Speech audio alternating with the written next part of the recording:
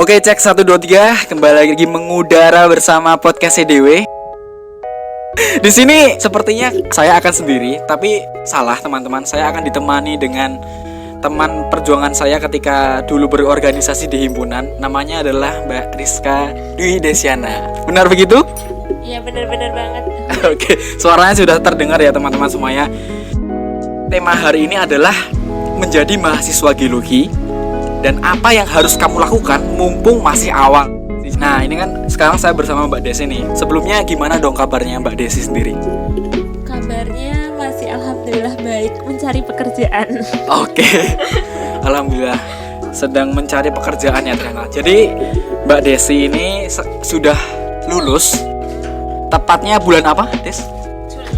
Tepatnya bulan Juli, dan jika dibandingkan dengan saya sekarang masih final year undergraduate student ya. Jadi Mbak Desi ini adalah fresh graduate dari Departemen Teknik Geologi Fakultas Teknik Universitas Gadjah Mada. Nah, di sini kita akan ngobrol atau membahas tentang dunia kemahasiswaan ya. Ya seputar mahasiswa lah. Tapi ini lebih spesifik ke mahasiswa geologi. Oke, Des. Sekarang nih, Des, aku pengen tanya dulu, kan tadi udah bilang sekarang masih sedang mencari kerja. Kesibukannya apa sih, boleh dijelaskan dulu nggak? Oke, kalau dari aku ya, tapi sebelumnya aku mau ngucapin dulu nih kepada Huda yang telah memberi kesempatan dan akhirnya bisa bersilaturahmi kembali setelah dari wabah COVID-19. Dari bulan kira-kira Maret ya udah kayak jarang banget ketemu, apalagi sama teman-teman di kuliah. Nah, pandemi ini emang kayak merubah kayak isinya perubahan yang cepet dan bikin shock kepada semuanya. Nah, aku mau jawab pertanyaannya tadi, apa kesibukannya. Kalau sejak lulus nih, jujur aja banget, aku sebelum lulus sebenarnya aku tuh nggak mikir aku tuh mau kerja kemana. Bahkan aku baru mikir aku mau kerja di mana setelah aku dinyatakan dapat SKL dan dapat ijazah di bulan Agustus. Jadi aku di situ mikir dulu sih, aku mau kemana, mau masih ke geologi apa masih ke non geologi, istilahnya kayak mau shifting. Shifting gitu ya bahasa kerennya. Iya benar, bahasa kerennya shifting. Tapi di akhir-akhir perkuliahan ini aku udah punya niatan kalau aku tuh emang mau shifting, tapi kayak belum tahu shiftingnya tuh mau kemana. Jadi masih general banget. Dan itu baru aku kepikiran di bulan-bulan ya Juli Agustus. Dan itu aku membutuhkan waktu sebulan sampai kira-kira bulan September aku explore diri, explore dunia kerja, explore bikin CV, explore istilahnya portal-portal web yang menjanjikan, terus bagaimana cari kerja, itu aku baru explore dulu. Jadi kayak jadi kesini sih aku mau nekankan pesan juga buat nanti kalau teman-teman ada yang lulus, itu nggak masalah Bu ketika membutuhkan timing kira-kira sebulan 2 bulan buat kalian explore dulu untuk mengetahui diri.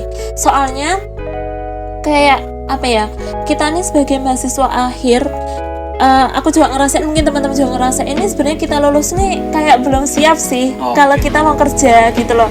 Jadi kayak kalau apa ya, mungkin kita lulus di bulan Agustus nih, di bulan Mei, Juni, Juli itu pikirannya cuma aku harus lulus, tapi nggak mikir besok aku tuh kerja kayak gimana, itu kayak belum kepikiran. Jadi nggak masalah sekarang mungkin ya udah terlanjur terus baru explore, itu nggak masalah, nggak apa-apa gitu loh, membutuhkan waktu dulu. Nah, buat yang teman-teman yang masih diberi kesempatan, yang sekarang istilahnya menjadi masih student atau final student gitu, ya alangkah lebih baiknya mulai dari sekarang coba deh pikirin dulu. Kalau misal ada waktu di saat-saat jenuh atau ada slow, boleh kalian untuk mencari-cari untuk mengeksplor diri sendiri.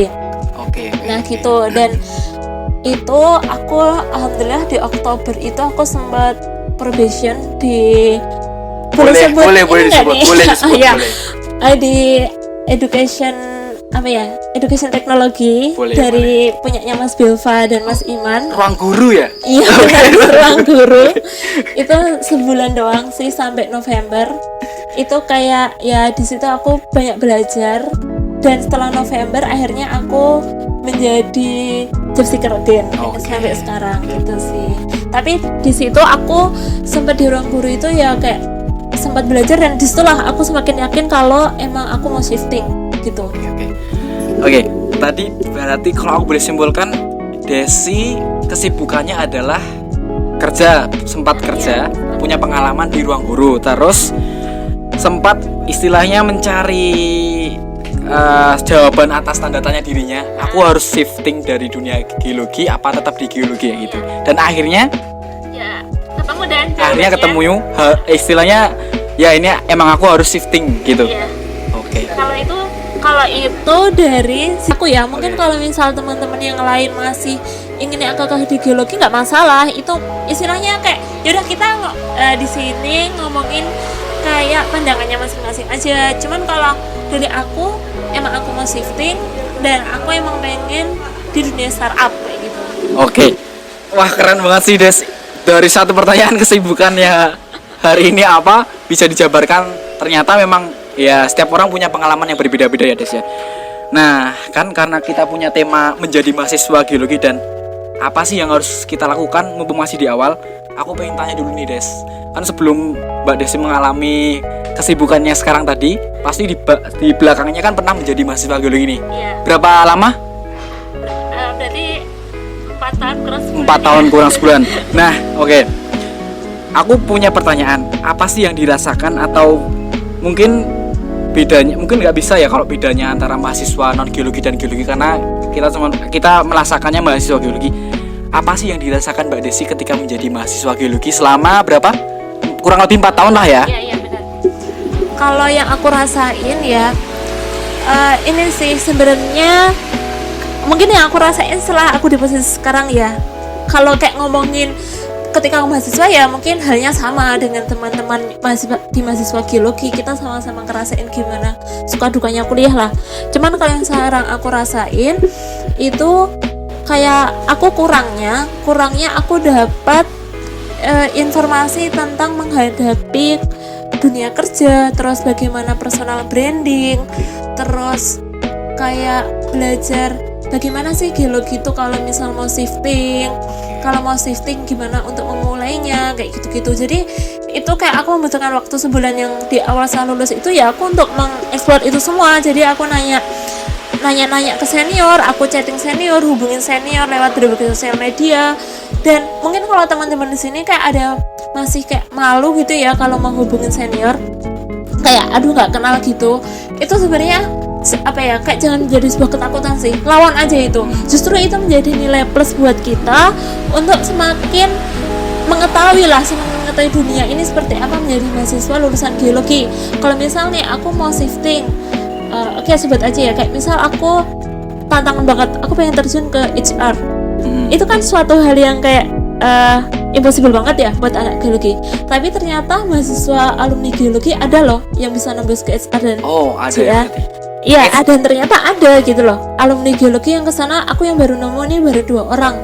Dan setelah aku tanya-tanya, oh caranya mereka seperti ini kayak gitu. Itu juga bisa menjadi masukan buat kita sih. Kalau kita misal kayak mau shifting itu, langkah apa aja yang harus kita lakukan kayak gitu. Cuman positifnya kayak pengalaman aku dulu misal di ruang guru gitu ya, aku kan di pressure banget sama namanya target, tuntutan, terus sistem kerja. Dan itu dari mahasiswa geologi itu menjadi kebiasaan. Jadi nggak kaget sih sama hal-hal kayak gitu yang namanya deadline, target, tantangan kayak gitu. Oke. Aku mau tanya nih Des, kan kalau di geologi kita ya lebih sering dikatakan anak lapangan nih, karena mungkin setiap minggu kita field trip, terus kita juga anak praktikum karena banyak praktikumnya. Terus juga ya bisa dibilang lah anak geologi itu keras, maksudnya dari sisi kaderisasi mungkin berbeda dengan yang lain ya. Nah, dari hal-hal yang telah dialami itu, kira kalau menurut Desi, apakah membawa manfaat sampai sekarang ketika berjuang di proses rekrutmen apapun itu? Tentunya dong, itu pengaruh banget. Maksudnya hal-hal kayak kaderisasi yang mungkin dulu banyak ngeluh ya waktu maba, terus sistem kuliah yang kalau setiap libur mungkin kita nggak dapat libur gitu kan, ada yang KL terus porter KKN gitu-gitu. Nah itu sebenarnya berguna banget sih kalau menurutku. ya itu tadi yang aku kayak sampein yang di awal tadi, ketika kita dikasih tantangan, target, terus deadline, ya kita kayak nggak ngeluh gitu loh, kayak udah kebiasaan dan kita kayak ya udah jalanin aja. Itu sebenarnya baik kok buat kita, dan itu yang aku dapetin ya, walaupun kayak itu misal aku cuma dikasih kesempatan sebulan, tapi di situ kayak banyak hal-hal yang aku bisa dapetin gitu, apalagi dari kemarin mahasiswa geologi. Dan waktu aku jalanin sebulan tuh aku juga sempat loh ada keraguan gitu loh, aduh kok berat banget ya rasanya, kok kayak gini ya, kayak gitu ada pikiran. Cuman di situ aku balik lagi, terus aku lihat lagi, ternyata didikan selama di geologi ini yang kayak di lapangan, terus deadline kayak gitu-gitu, itu ya bermanfaat, justru bermanfaat banget gitu sih. Wah, keren banget sumpah. Ini mungkin pertama kali ya di podcastku ya Des ya, tentang pengalaman kerja, istilahnya pengalaman berjuang lah. Karena apa ya, istilahnya aku sama Des ini masih sepantaran lah ya, tapi Desi udah punya banyak pengalaman karena saya masih berjuang untuk lulus ya. Oke, tadi berkaitan tentang ya seperti kegiatan lapangan, kegiatan praktikum, ternyata itu ada impactnya ke diri kita setelah lulus. Nah, pertanyaannya adalah sebenarnya hal apa sih yang sebenarnya ingin dilakukan ketika Mbak Desi jadi mahasiswa geologi yang tadi anak lapangan, anak praktikum, banyak deadline? Hal apa sih yang sebenarnya ingin dilakukan sih sebenarnya yang belum pernah dilakukan kayak gitu? Oh, jadi ini kayak ceritanya jika aku menjadi mahasiswa lagi gitu jika ya? Aku menjadi mahasiswa lagi ya? Oh ya, kalau aku menjawab pertanyaan itu, aku berpesan aja sih, soalnya itu juga menjadi kayak penyesalan buat aku juga gitu. Kayak satu hal ini, kita ini di geologi kesempatan magang atau KP itu sangat kecil. Terus selama ini kita kalau misal mau magang atau KP ini kita kepikirannya hanya di sebatas yang inline sama kita gitu. Misal kita bisa KP di tambang kayak gitu atau di migas, karena ya kita sering dihadapin sama senior atau mungkin yang sering kita lihat tuh sama hal seperti itu gitu. Tapi justru kalau boleh aku buat pesan, dan ketika mungkin aku flashback, mending aku dulu KP itu udah langsung shifting. Gitu. Itu pandangannya Desi ya. Oke, berarti memang KP atau TA itu sangat penting ya berarti Des? Iya. Penting banget. Berarti kalau dari Desi tadi, hal yang ingin dilakukan KP di selain dunia non geologi. Iya. Selain itu ada nggak Des kira-kira? Kalau selain itu mungkin aku harus lebih ini sih, ngasah kemampuan. Kayak harusnya dulu aku kayak lebih berorganisasi keluar gitu. Tapi ya kita sama-sama tahu lah gimana kesibukannya kayak gitu kan. Terus gimana yang membuat itu kesulitan gitu sih. Cuman boleh ya aku lanjutin yang masalah KP di shifting itu tadi? Oke, nggak apa-apa. Nah, tadi kan aku di awal tadi sempat pesan ya, kalau coba kalian memikirkan kalian ingin berkarir kemana itu sejak awal, itu ngaruh banget buat nentuin KP. Iya benar, pengalaman magang atau KPTA, tapi kita jangan KPTA ya, soalnya kan kalau KPTA emang harus sejalan sama TA kita. Tapi kalau emang sekedar pengen magang atau cari pengalaman, bagiku penting banget, soalnya tuh nunjukin kalau wah berarti ini pas mahasiswa udah pernah kerja dong, pernah bekerja di perusahaan dan pernah mengalami gitu sih. Nah, kalau buat teman-teman yang pengen tahu nih, kalau misal mau kemana KP-nya, boleh nggak ya ini sedikit sebut ya? Bisa, kalau mau ke si Oren. Si Oren yang sering 12 itu banyak banget kesempatannya. Terus punyanya Belva yang ruang guru, itu juga banyak banget. Terus ada si hijau. Si hijau yang e-commerce atau yang transportasi, itu juga memberi kesempatan. Bahkan sekarang si Orange pun membuka kesempatan tahun 2021 gitu. Itu buka besar-besaran. Gila. Terus si hijau yang dari Malaysia, satunya yang motor? Yes, yang motor. Rasanya dua-duanya hijau motor ya. Ya, itu si hijau itu setelah aku explore juga banyak gitu bukanya. Terus ada tambang nih, kalau masuknya secara mandiri gitu juga ada, karena gini sih, kita nih selama ini kalau kita mau KP itu mikirnya atas bantuan dosen atau bantuan alumni, ya kan. Terus kita ini minim info gimana sih caranya KP mandiri. Nah sebenarnya di situ kalau boleh aku saran buat teman-teman yang udah semester 5, ya walaupun di kesibukannya bikin apa namanya bukan semester 5 KL, itu alangkah baiknya, atau mungkin kalau pengen tahu boleh dong sharing sama senior. Itu membuka banget, dan aku menyesalnya baru tahu itu sekarang gitu.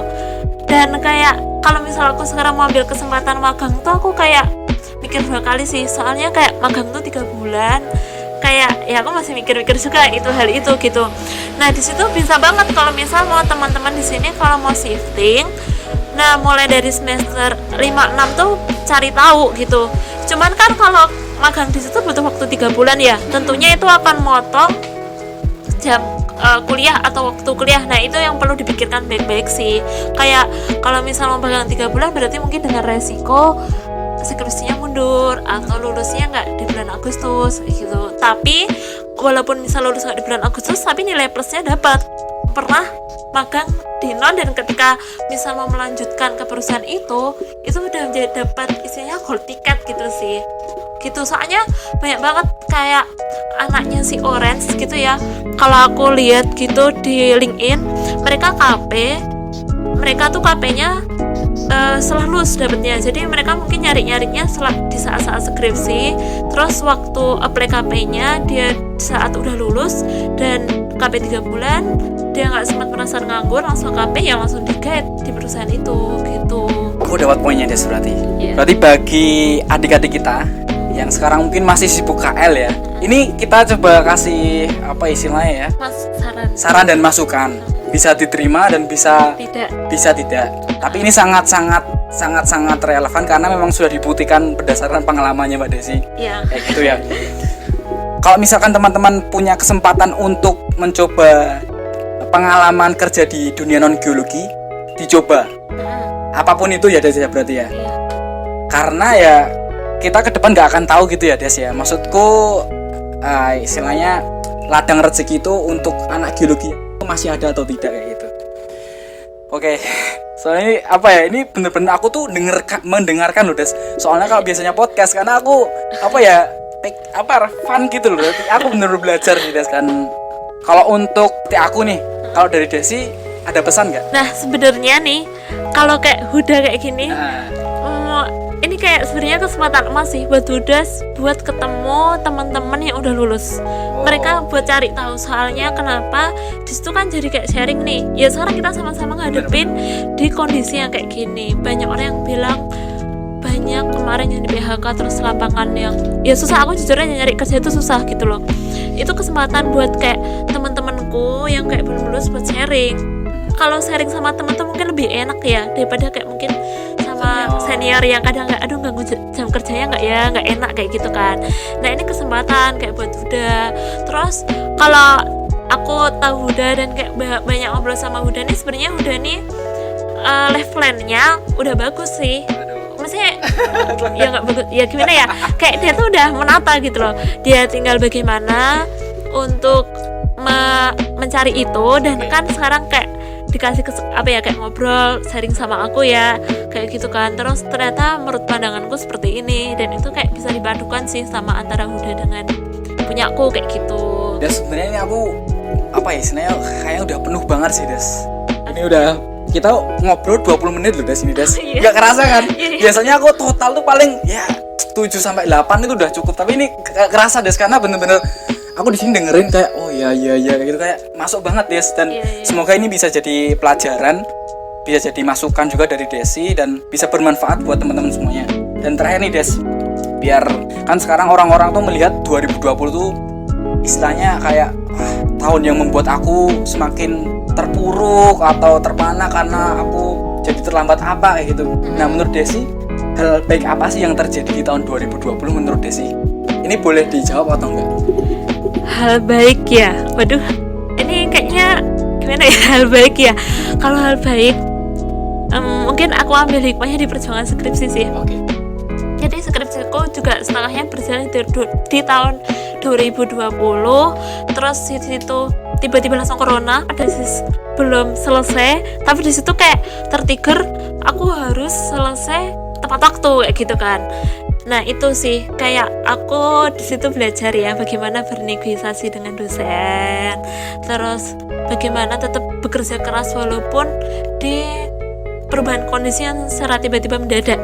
Nah itu juga kayak berguna banget. Mesti aku yakin hal ini tuh berguna banget buat aku dan buat teman-teman semua, mungkin kayak dari Huda atau teman-teman yang lain yang sedang berjuang di apapun itu kan pasti merasakan perubahan itu ya. Itu akan menjadi sebuah pelajaran untuk kedepannya ketika menghadapi hal itu kembali, meskipun dengan case yang berbeda.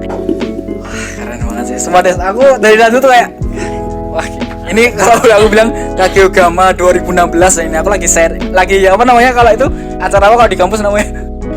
Sharing alumni. Nah, ini aku lagi sharing alumni nih sama Desi. Oke, Des. Ini sudah aku yakin ini teman-teman bisa dapat poin-poinnya. Tapi aku coba kasih apa ya sebenarnya inti-inti yang aku dapatkan ya. Yang pertama, mumpung teman-teman masih awal, masih semester mungkin 4 atau 5 ya, dan masih ada plan, istilahnya ada waktu untuk rencanakanlah sesuai dengan kelebihan dan apa yang dipunyai dirimu, istilahnya self awareness ya. Jadi kalau misalkan kamu memang pengen mengarah ke dunia itu ya kejar dan juga satu persatu direncanakan gitu. Kemudian jangan lupa network itu juga penting ya Des ya. Karena ya seperti ini, misalkan kamu mau tanya-tanya ke alumni ya atau ke teman-teman yang lain, itu ya istilahnya apa ya, hasil tabungan teman-teman atau kita bersosialisasi selama ini, berorganisasi gitu. Terus kalau misalkan teman-teman bisa mencari pengalaman di dunia non geologi, ini bagi teman-teman adik-adik mahasiswa geologi, coba rasakan dan apa ya, gali sebesar-besarnya ilmu di sana. Ini keren banget sih Des, aku yakin walaupun mungkin tadi banyak suara-suara ya, tapi aku yakin ini apa ya, useful banget lah buat kita semua. Nah, intinya terima kasih buat Mbak Desi, semoga selalu dilancarkan rezekinya, sehat, dan tetap kita bisa silaturahmi antar keluarga 2016 dan yang lainnya juga. Pesan terakhir Des, apa Des? Pesan terakhir ya, sebenarnya pesan-pesanku dari sampai sama Huda tadi itu sih, kayak istilahnya kalau gini aja, kalau teman-teman mau belajar sesuatu hal yang baru, janganlah takut untuk memulai itu mungkin gampang, tapi yang susah adalah menjaga konsistensi. Nah itu jangan takut untuk kayak istilahnya, oke, mungkin kita ngomongin aduh aku mau shifting, eman banget sih aku belajar geologi gitu. Mungkin ada, kalau misal aku yang ngomong kayak itu, teman-teman kayak ada yang nanya ke aku, emang kamu gak eman ya kayak gitu kan. Tapi di situ aku bilang enggak gitu. Kenapa? Karena di situ ketika aku misal memutuskan untuk shifting, kan berarti itu aku dikasih kesempatan untuk belajar hal baru, dan ilmu geologi itu menjadi sebuah pengetahuanku ketika misal ya nanti ada fenomena apa gitu, terus kita sedang ngobrol sama rekan kerja, terus karena kita tahu dari background geologi, terus ketika ditanya kita jadi ngerti gitu ya kayak gitulah ya kayak gitu. Terus kalau aku sih sekarang impiannya kayak masih gini sih, walaupun kayak misal aku pengen berkarir di non geologi, tapi kedepannya aku juga masih tetap belajar geologi mungkin dari paper atau dari publikasi, atau mungkin kalau effort banget nih masih bisa menghasilkan publikasi kayak gitu ya. Itu sih pesannya, pokoknya intinya jangan takut deh sama untuk sesuatu belajar hal yang baru. Baik, terima kasih Mbak Desi atas sharingnya, atas ilmunya yang sudah dibagikan. Semoga kembali lagi berkahnya untuk Mbak Desi. Itu saja dari obrolan kita malam hari ini. Podcast DW undur diri. Terima kasih. Wassalamualaikum warahmatullahi wabarakatuh.